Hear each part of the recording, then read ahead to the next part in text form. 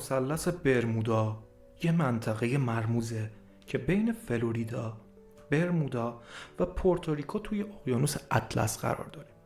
حالا چرا مرموزه؟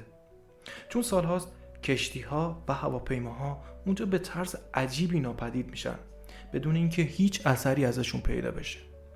اولین بار این موضوع توی دهه 1950 توجه همه رو جلب کرد وقتی گزارش‌های زیادی از ناپدید شدن‌های غیرعادی اومد. حالا سوال اینه چه اتفاقی میفته که اینقدر چیزها تو این منطقه ناپدید میشن؟ یکی از توضیحات علمی میگه که کف اقیانوس تو این منطقه گاز متان جمع شده.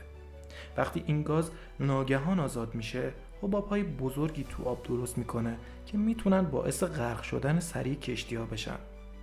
یه نظریه دیگه هم میگه اینجا یه نوع انرژی مغناطیسی قوی وجود داره که باعث میشه دستگاه‌های ناوبری کشتی‌ها و هواپیماها درست کار نکنن و اونا گم بشن. اما بعضیا میگن داستان اینجا بیشتر از این حرف هست. بعضیا حتی باور دارن که موجودات فضایی دارن اونجا فعالیت میکنن و این ناپدید شدن ها بخشی از کارای اوناست. حالا چند تا داستان واقعی بگم، مثل کشتی فلیگلک که تو سال 1918 بدون هیچ رد و نشونی تو مثلث برمودا ناپدید شد، یا هواپیمای نظامی فالکون که سال 1945 وسط پرواز تو این منطقه گم شد و هیچ وقت پیدا نشد.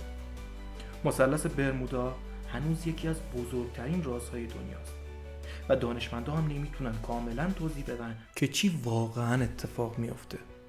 تو چی فکر میکنی؟ آیا این یه تصادف بزرگه یا یه چیز فراتر از علم پشت این ماجراست؟ نظرتو دوست دارم بدونم.